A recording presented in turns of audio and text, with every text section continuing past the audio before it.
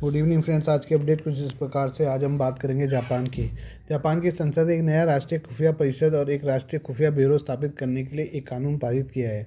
यह 1952 के बाद से जापान के खुफिया ढांचे में किया गया सबसे महत्वपूर्ण पुनर्गठन है।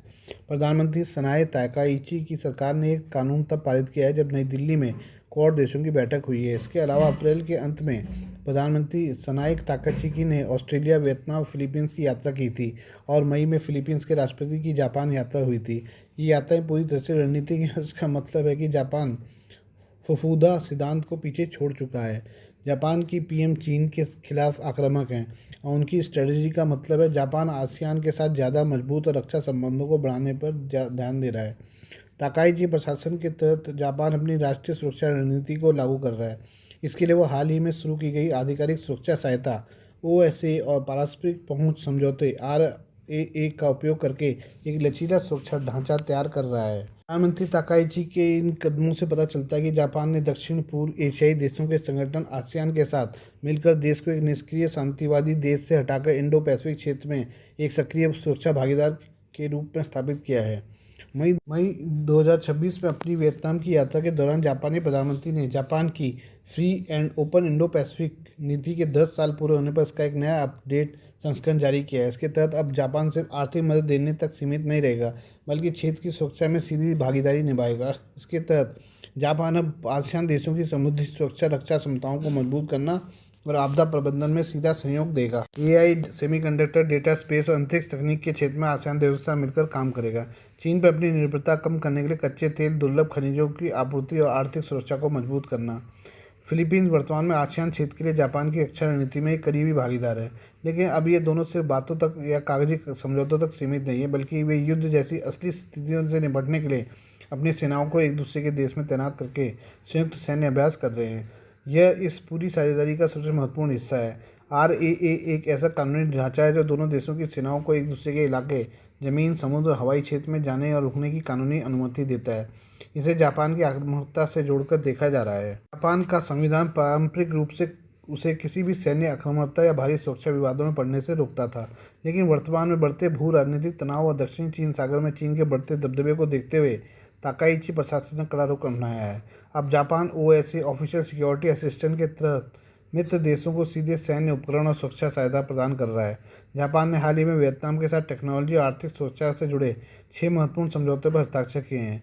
इसके अलावा फिलीपींस के राष्ट्रपति फर्डिनेंड मार्कोस जूनियर के साथ मिलकर रक्षा और व्यापक रणनीतिक साझेदारी को अपग्रेड किया है। ताकाइची की ऑस्ट्रेलिया, वियतनाम यात्रा और फिलीपींस के राष्ट्रपति की यात्रा से साफ हो गया कि जापान अब हिंद प्रशांत सुरक्षा व्यवस्था को बनाने में हिस्सा लेने के लिए तैयार है, जिसमें आसियान को एक महत्वपूर्ण केंद्र के रूप में रखा जाएगा और इस तरह उसकी केंद्रीय भूमिका का सम्मान किया जाएगा।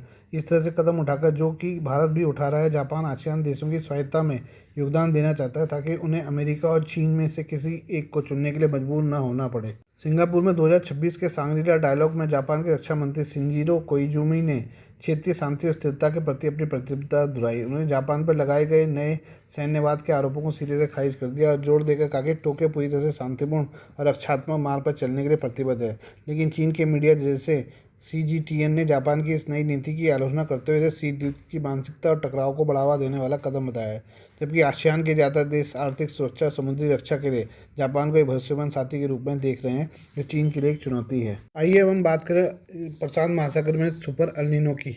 इस साल प्रशांत महासागर में एक सुपर एल नीनो बनने की संभावना तेजी से बढ़ रही है, जिसके चलते पूरी दुनिया के मौसम पर असर पड़ सकता है। मौसम की यह घटना एशिया से लेकर अमेरिका तक असर डालेगी। कहीं पर यह बाढ़ तो किसी जगह भयंकर सूखे का कारण बन सकती है।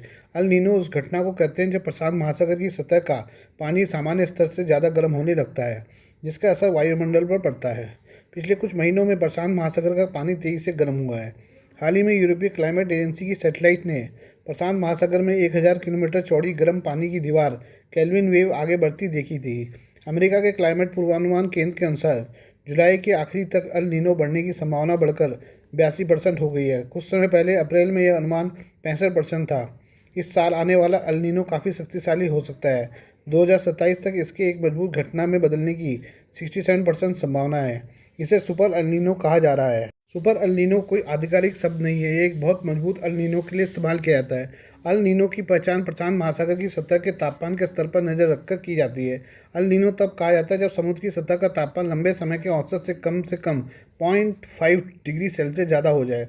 यह स्थिति लगातार 5 महीने तक बनी रहे। एक मजबूत अल नीनो के लिए तापमान का अंतर 1.5 डिग्री सेल्सियस होना चाहिए। वहीं बहुत मजबूत अल नीनो के लिए ये अंतर कम से कम 2 डिग्री सेल्सियस होना चाहिए। अल नीनो की शुरुआत प्रशांत महासागर में होती है, लेकिन इसका असर कई महाद्वीपों तक फैलता है।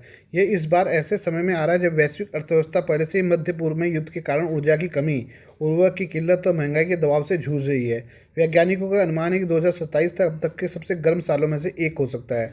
अल नीनो का दुनिया पर असर। अल नीनो की स्थिति आने पर ऑस्ट्रेलिया, दक्षिण पूर्व एशिया, उत्तरी अमेरिका, कनाडा आमतौर पर ज़्यादा गर्म और सूखे हो जाते हैं। इसके चलते यहाँ सूखा और जंगल की आग लगने का खतरा बढ़ जाता है। इसके चलते भारत में मानसून की बारिश कम हो सकती है। वहीं दक्षिण अमेरिका के चिली, अर्जेंटीना और पूर्वी अफ्रीका के कुछ हिस्सों में ज़्यादा बारिश के चलते बाढ़ का खतरा बढ़ जाता है। अल नीनो वाले साल में प्रशांत महासागर में तूफान की गतिविधियां बढ़ जाती हैं। समुद्र का पानी उष्ण कटिबंधीय तूफानों को और ज़्यादा ऊर्जा देता है। इसका मतलब है कि एशिया में तूफान से होने वाले नुकसान का खतरा बढ़ सकता है। अल नीनो के आने से सूखे की स्थिति, फसलों का नुकसान होने की संभावना बढ़ जाती है।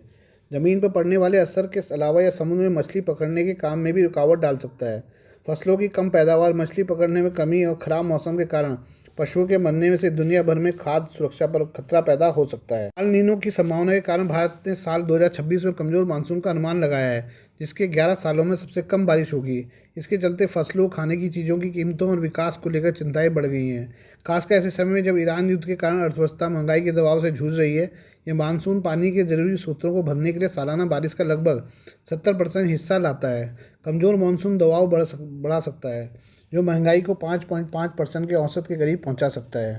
आइए हम बात करें नेपाल की। नेपाल में प्रधानमंत्री बालेन शाह का भारत नेपाल सीमा को लेकर दिए गए बयान के बाद विवाद काफ़ी बढ़ गया है। सोमवार को नेशनल असेंबली की बैठक विपक्षी पार्टियों ने रोक दी है। अलग अलग पार्टी के सांसदों ने प्रधानमंत्री बालेन शाह की टिप्पणियों का विरोध किया। बालेन शाह ने कहा कि नेपाल ने भी भारत की जमीन पर अतिक्रमण कर रखा है। सोमवार को जैसे ही संसद सत्र शुरू हुआ, नेशनल असेंबली के सदस्य विरोध में खड़े हो गए।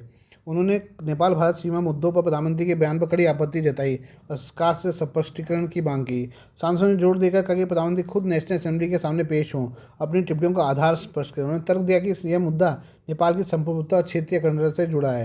नेशनल असेंबली की सदस्य राम कुमारी झाकरी ने इस बयान के समय पर सवाल उठाते हुए कहा कि यह जानबूझकर दिया गया हो सकता है, कि यह रवि लामिछाने की भारत यात्रा की पूर्व संध्या पर आया था। झाकरी ने कहा कि प्रधानमंत्री का यह दावा देश के हित में नहीं था, खासकर ऐसे समय में जब सीमावर्ती इलाकों में रहने वाले नागरिक सक्रिय रूप से नेपाल के क्षेत्र की रक्षा कर रहे हैं। उन्होंने तर्क दिया कि ऐसी टिप्पणियां भारत के साथ सीमा विवादों पर नेपाल के स्थापित रुख को कमजोर करती हैं। सत्र के दौरान उन्होंने कहा कि अगर कोई प्रधानमंत्री देश की सीमाओं से जुड़े मुद्दों पर मजबूती से बात नहीं कर सकता, तो उससे देश की संप्रभुता की रक्षा करने की उम्मीद कम ही की जा सकती है।